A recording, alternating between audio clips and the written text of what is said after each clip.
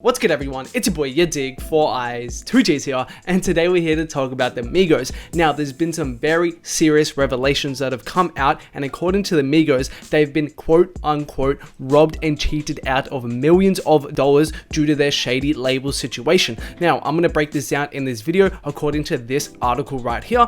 Let's get into it, let's go. I'm taking all of my bitches back home, rocking that Gucci, I might fly to Rome, roll up that wood that good and I'm gone, sip on my Kelly, my drip like the dawn, fashion designer, my drip turn around. Put a few thousand hours to these songs. I'm feeling right, bitch, I can't do no wrong. I'ma just blow up on you like Saddam, yeah.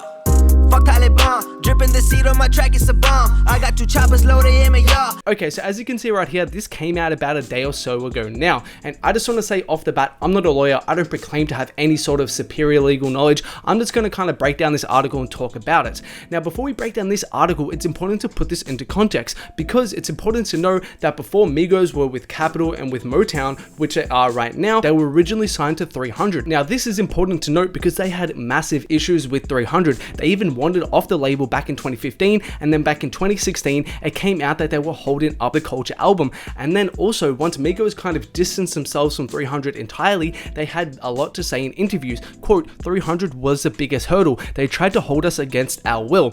And you can read more on that in your own time. Now this is important to note because a lot of people think Culture 1, which in my opinion is probably their best project along with No Label 2, was actually released with QC, Motown and Capitol. That's false. They were still on 300 at that time, and then only after they released the album did they move to Motown, Capitol and QC. And after this move happened, they were still having a ton of success. Even if you guys don't like the Culture 2 album as much, which I don't as well because it's really long, it was a huge commercial success. Look at this right here. They had massive hits on that project. Now let's get onto this news article because this is some serious shit right here. So I'm not going to read this full entire thing because there is a lot of legal jargon in this. I'm going to link it in the description if you guys want to take a look at it yourself. Now the meat of this article is to do with Grandison, and it's important to note that Migos are not with QC in this law battle. It's actually Migos against basically everyone else involved in this situation, which is inclusive of QC. So it comes out that Grandison apparently saw them as easy targets and put them in a one-sided deal for the beneficiary of a higher priority client, Quality Control Music, which I said earlier. Now I just want to read out a couple paragraphs in particular. Grandison effectively prevented his other client, because in this case he was both a client for Quality Control and Migos, which is what you call a conflict of interest, because what might be good for Quality Control Music might not be good for Migos, and if Quality Control Music is bringing in Grandison more money, he might make the decision that hurts Migos and takes money out of their pocket but benefits Quality Control Music, which in turn earns him more money. Grandison effectively prevented his other client, Migos, from ever being free of paying excessive compensation to QCM, from ever being signed to another record label, and from ever obtaining negotiating leverage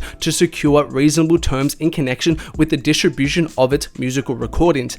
Now this is literally insane. Now you may be wondering why the negotiation is such a big deal. That is basically the cornerstone of every contract. Now let's just take an example of me. Say I was signed to YouTube, which I'm not, but let's just say I was, for example, and at the time they signed me, I was getting 10k views a video. That means those contract details, terms and figures were made in the context of me getting 10,000 views of video. Now let's just say out of nowhere I get a huge video and now I start doing 100k views of video. Make sure to like, subscribe, turn on notifications to help me get there. But let's just say that happens. Now also let's say my contract ends in a month. Now all of a sudden I've basically increased my worth to them 10 times at least. Now I shouldn't necessarily get paid 10 times more, but there should be a conversation and a negotiation of terms because my worth as an employee to my employer YouTube has increased so much. Now that's why this part right here, from ever obtaining negotiation leverage to secure reasonable terms in connection with the distribution of its musical recordings, is so crazy. Now this is the quote that they pulled out in the article where it says it right here, that they were robbed and cheated out of millions of dollars, which again, this is currently not finalized or anything like that. So this is a very real situation going on right now. So we don't know the full details and the outcome right now. Now what's also crazy is that Grandison, again the lawyer, according to the Migos at least, made mistakes in drafting agreements and practiced law without a California license 5 years after moving to Los Angeles. Now, next to talk about is the response from Quality Control Music CEO Pierre P. Thomas on Wednesday. Now, if you guys don't know who P is the guy right here, and this is actually the full Quality Control lineup. As you can see, you've got Yachty over here, you've got a few members of the Migos, etc, etc. Now, Quality Control was founded, as we know, by P and also someone called Coach K, who was very heavily involved in the careers of people like Gucci and of course Migos, Yachty, etc, etc very early on. Now, let's get on to what P had to say. It is unfortunate that the same people that we have worked hard for, provided opportunities for, and championed for are now alleging that we have participated in any kind of immoral or unfair business practices or took advantage of them in their careers. So essentially he's coming out and say, hey, this isn't true, we've done so much for the Migos, and kind of denying it. And crucially, he also has some other things to say, but what I kind of found interesting was this quote right here: everything is negotiable. Now, what I kind of interpret that to mean is that perhaps now that everything is coming to light and the Migos are kind of aware of the fucked up situation they're in, Quality Control behind the scenes are coming to them and saying, hey, we know we fucked up, it's our bad, everything is negotiable, we want to work on a remedy to this situation, everything's on the table, you can take this, this, and this, take this, this, and this, as long as we get to an agreement where we can kind of work together in the future. That's just my interpretation. Now, if you guys weren't aware, Coach K and P were the ones who kind of found the Migos in a way. It's not like they were the ones who literally made them record first, but they did help them get on very early on in their career, and Migos have constantly given them praise. So this is literally crazy to see.